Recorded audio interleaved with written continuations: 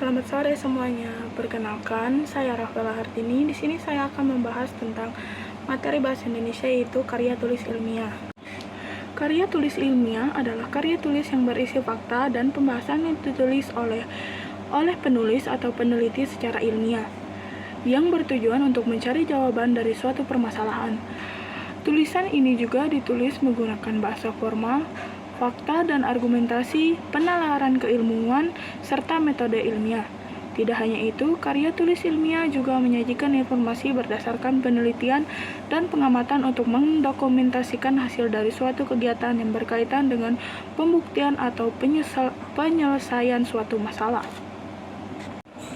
Adapun jenis-jenis karya tulis ilmiah, yang pertama ada korespondensi, merupakan suatu kegiatan yang dilakukan secara terus-menerus antara dua pihak yang dilakukan dengan saling berkirim surat. Korespondensi dalam suatu kantor, instansi, atau organisasi dibagi menjadi dua, yaitu korespondensi ekstern, yaitu hubungan surat menyurat yang dilakukan oleh kantor atau bagian-bagiannya dengan pihak luar. Korespondensi intern, yaitu hubungan surat menyurat yang dilakukan oleh orang-orang di dalam suatu kantor, termasuk hubungan antara kantor pusat dengan kantor cabang. Yang kedua ada makalah. Makalah berisikan hasil pembahasan buku atau dapat juga berupa hasil penelitian. Secara umum, makalah merupakan suatu karya tulis yang bersifat ilmiah dan membahas suatu masalah tertentu, berdasarkan hasil penelitian, pengamatan, peninjauan, dan hasil kajian. Makalah digunakan juga untuk memperoleh informasi dan untuk mengetahui pemahaman penulis terhadap suatu permasalahan. Karya tulis ini tidak hanya sekedar digunakan untuk merangkum informasi tertentu, tetapi juga sebagai sarana untuk menunjukkan kemampuan penulisnya dalam memahami suatu masalah. Sistematika makalah umumnya terdiri atas pendahuluan, pembahasan, dan kesimpulan. Yang ketiga ada artikel. Artikel dalam perspektif ilmiah diartikan sebagai suatu karya tulis yang berisikan pandangan atau pemikiran penulis dengan menggunakan pendekatan ilmiah. Sedangkan artikel dari perspektif jurnalistik berarti suatu karya tulis yang dapat diisi dengan pendapat subjektif penulisnya tentang suatu masalah atau peristiwa. Artikel dapat ditulis secara khusus atau dapat pula ditulis berdasarkan tulisan ilmiah lainnya seperti skripsi, tesis, disertasi, atau penelitian lainnya dalam bentuk yang lebih praktis. Yang selanjutnya ada laporan. Laporan merupakan salah satu jenis karya tulis yang digunakan untuk menyampaikan data dan informasi terkait dengan suatu hal yang telah dilaksanakan atau digunakan.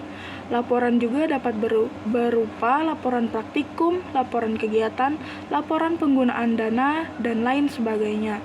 Laporan juga terdiri atas struktur pembuka, isi, dan penutup. Laporan juga digunakan sebagai landasan pimpinan dalam mengambil keputusan, kemudian laporan juga berfungsi sebagai alat pengawasan. Yang terakhir ada proposal. Proposal merupakan karya tulis yang berkaitan dengan rancangan kegiatan kerja yang disusun secara sistematis dan mengikuti kaidah-kaidah tertentu. Proposal berguna sebagai media informasi kepada pembaca. Proposal berisikan latar belakang, tujuan, dan saran-saran. Adapun ciri-ciri karya tulis ilmiah, yang pertama ada objektif, logis, bahasa formal, netral, lugas, karya informasi, sistematis, efektif dan efisien, dan tidak emotif. Adapun ciri-ciri karya ilmiah menurut Dahlman, yang pertama ada struktur, yang kedua ada komponen dan substansi, yang ketiga ada sifat penulis, dan yang terakhir penggunaan bahasa. Adapun karakteristik karya tulis ilmiah, yang pertama ada struktur penyajian karya tulis ilmiah, yang kedua ada komponen dan substansi karya ilmiah, yang ketiga ada sikap penulis dalam karya ilmiah, dan penggunaan bahasa. Teks akademik, yang pertama sederhana dalam melakukan struktur kalimat, yang kedua padat informasi, yang tiga padat kata-kata leksikal, yang keempat banyak memanfaatkan nominalisasi. Yang kelima ada banyak memanfaatkan metafor gramatika. Adapun teks non-akademik. Yang pertama, rumit dalam struktur kalimat. Yang kedua, cenderung tidak padat informasi. Yang ketiga, padat kata-kata struktural. Yang keempat, cenderung sedikit memanfaatkan nominalisasi. Yang kelima, cenderung sedikit menggunakan metafor gramatika. Oke, sekarang kita sampai di kesimpulan. Kesimpulan dari karya tulis ilmiah adalah karya ilmiah adalah suatu karya tulis yang menyajikan gagasan, uraian, atau pemecahan masalah yang telah dirumuskan. Sekian pembahasan dari saya. Mohon maaf atas banyaknya kata-kata yang kurang berkenan. Sekian dan terima kasih. Selamat sore.